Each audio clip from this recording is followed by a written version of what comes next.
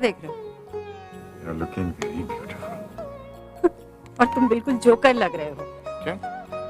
कब तक ये शादी का सूट पहनोगे? क्यों, क्या खराबी है इसमें? अच्छा खासा ड्रेस था, तंग हो गया है। चलो। अच्छा, एक मिनट, मैं जरा सा चख लूं? क्या? बस जरा सा टेस्ट करूंगा और कुछ नहीं। क्या बोल रहे हो? ठीक है, रख लो अपने लाडले बेटे के लिए। मेरा तो कोई वैल्यू नहीं है ना इस घर में। विद्या, मुझ में पेशेंस नहीं है। साफ साफ बताओगे? Ooh, and the name is Nick, not Nikhil Arora, okay? तुम? हाँ मैं। तो फाइनली तुम्हारी अक्ल ठिकाने पे आ गई। सॉरी कहने को फोन किया। Sorry? Are you crazy? मैंने इसलिए फोन किया क्योंकि देखो, जो तुम कर रही हो वो अच्छा नहीं है। मैं क्या कर रही हूँ? मेरी बदनामी। कैसे? अरे, by calling me Nikhil Arora for a start and सभी ने कहा था अरे भरोसा मत करना, मत करना।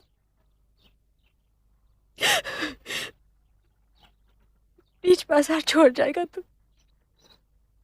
नहीं किया है उसने।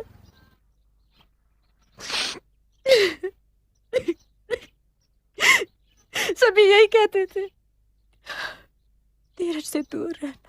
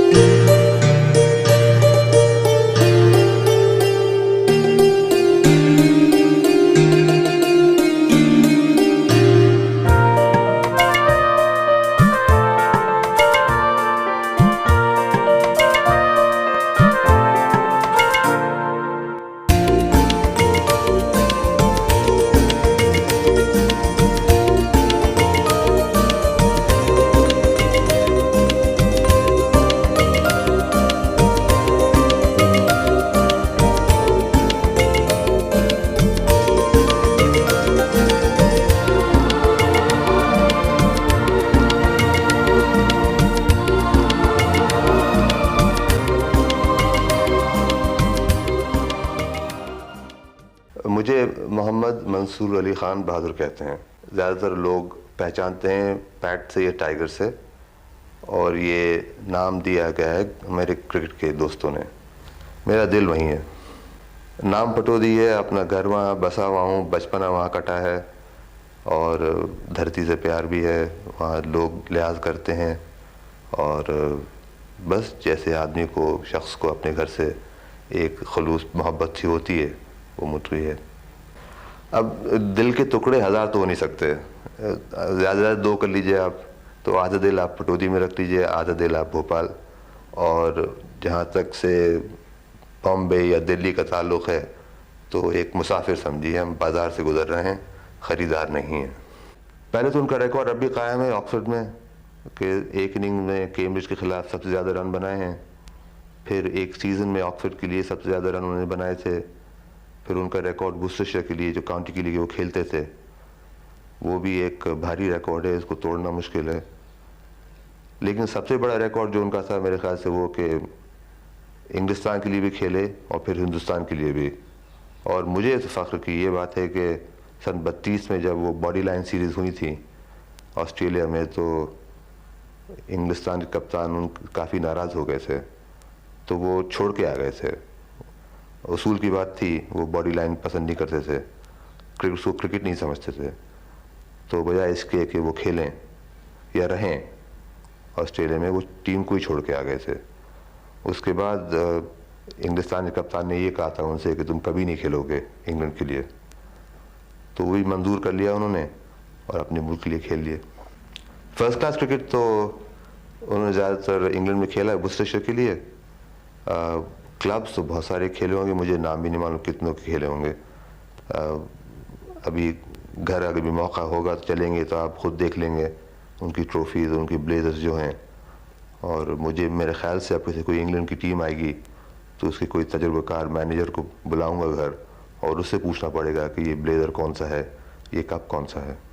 हाँ याद है मुझे, कम उम्र का था, 11 साल की उम्र थी, और हम लोग तो यहाँ अपनी सालगिरह मना रहे थे, और वो पोलो खेल रहे थे दिल्ली ग्राउंड पे। तो मेरी वालदा आई थी, उन्होंने कहा था कि आपके वालिद का इंतकाल हो गया, बस इतने ही लफ्ज़ कहे थे। और हमें तो महसूस भी नहीं हुआ उस छोटे से देख के माने क्या होते हैं।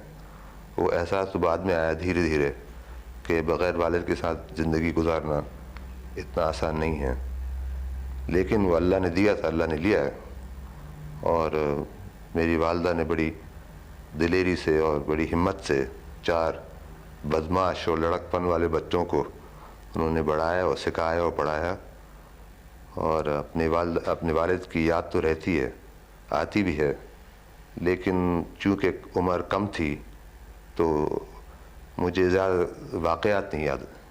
चूँकि जब उनको इंतकाल हुआ था तो इतना धक्का पड़ा था कि मेरे ख़्याल से मैंने अपने मेंटली एक ब्लॉक आ गया था। और कुछ आप साइकोलॉजिस्ट से पूछना पड़ेगा शायद। वो कोशिश ये करी थी कि उनको भूल जाएं, और ये नहीं मालूम था कि वालिद के बिना ज़िंदगी कटना कितना मुश्किल होता है, ये बाद में एहसास हुआ था। तो चूँकि ये मेंटल ब्लॉक था, मुझे उनके बारे में और या उनके वाक़यात ज़रा कम याद हैं, लेकिन लंबे थे, मेरे कद से ज़रा लंबे थे।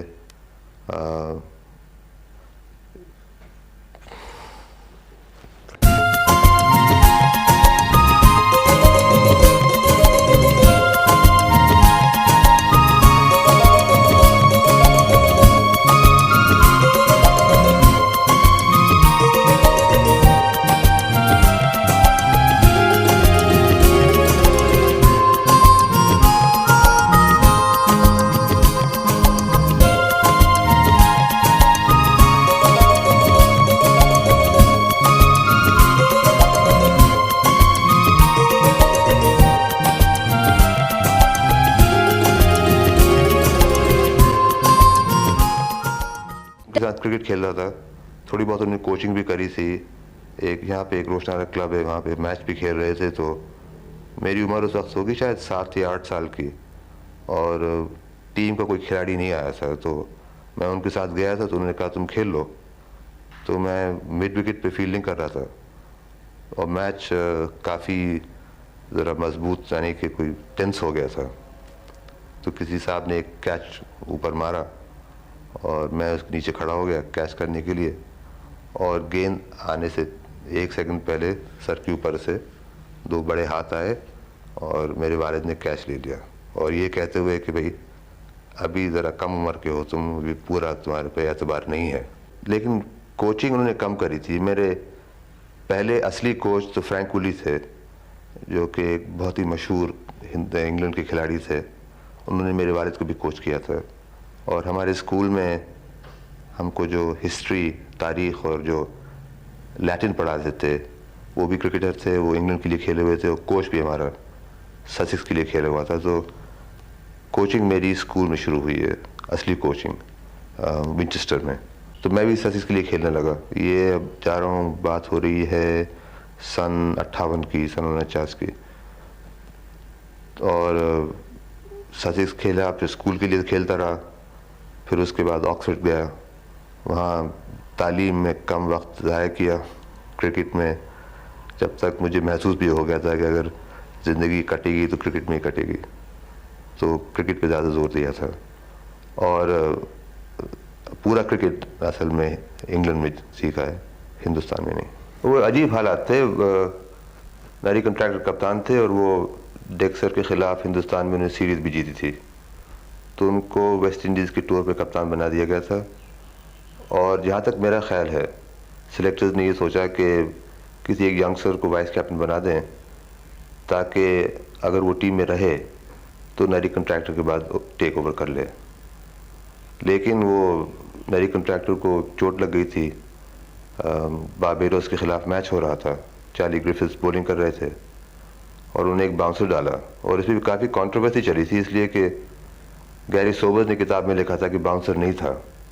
हालांकि मुझे याद है अच्छी तरह से कि बाउंसर था, और मैरी कंट्रैक्टर सिर्फ अपनी गर्दन थोड़ी सी झुकाई थी उन्होंने, और उनकी कनपट्टी पे गेंद लगी थी, और उसकी आवाज़ ड्रेसिंग रूम तक पहुंच गई थी।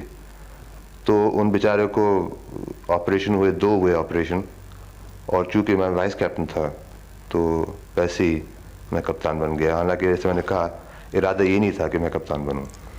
नरी कंट्रैक्टर ओपनिंग बैट्समैन थे और ये मैच हो रहा था बारबेडोस के ख़िलाफ़। उस वक्त बारबेडोस एक कॉलोनी भी थी, आजकल तो आज़ाद हो गई है।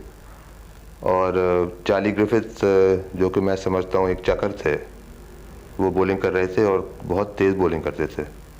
हम लोग ड्रेसिंग में बैठे थे, नरी कंट्रैक्टर ओपन करा था, उनके सर पे लगी थी। फिर उसके बाद विजय मंजेकर बैटिंग करने गए थे तो उनके नाक पे भी गेंद लगी थी, तो वो भी अंदर आ गए थे। और जब मेरा टर्न आया था तो विकेट के ऊपर नरी कंट्रैक्टर को जो खून पड़ा था, मुझे याद है अच्छी तरह से कि उसके ऊपर एक बुरादा फेंकना पड़ा काफ़ी, कि दिखे नहीं।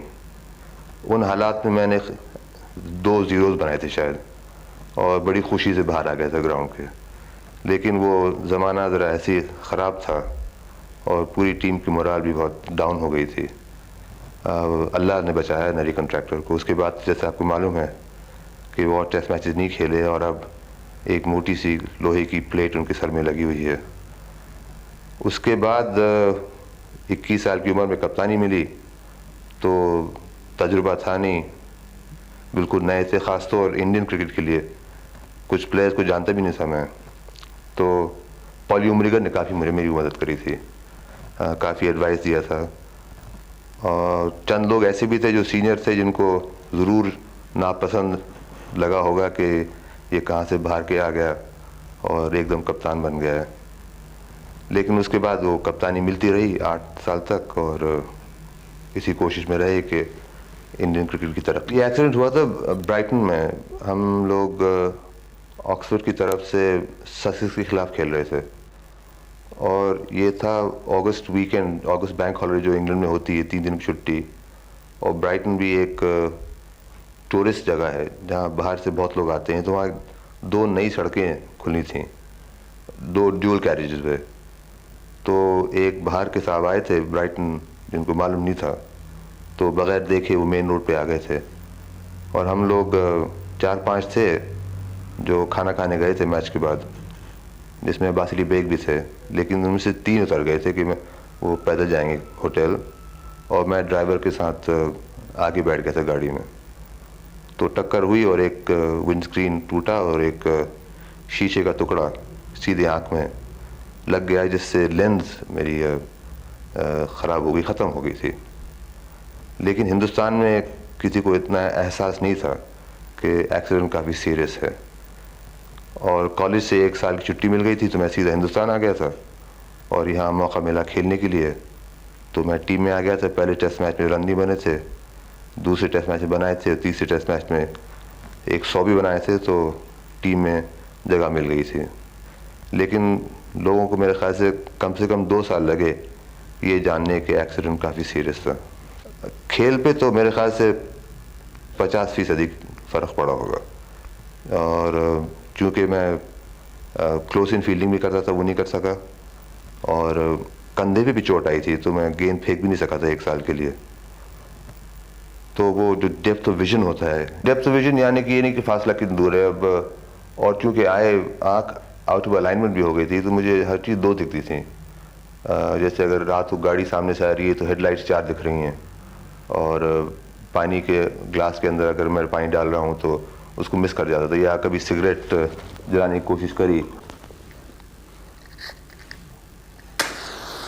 कभी यहाँ सिगरेट जल रहा है, कभी करीब जल रहा है, तो ये सब ऑर्गेनाइज करना पड़ा, धीरे धीरे सीखना पड़ा। हालांकि हिंदुस्तान में कम लोगों को मालूम था कि इतनी सीरियस इंजरी है, और ना मैं उनको बताने वाला था।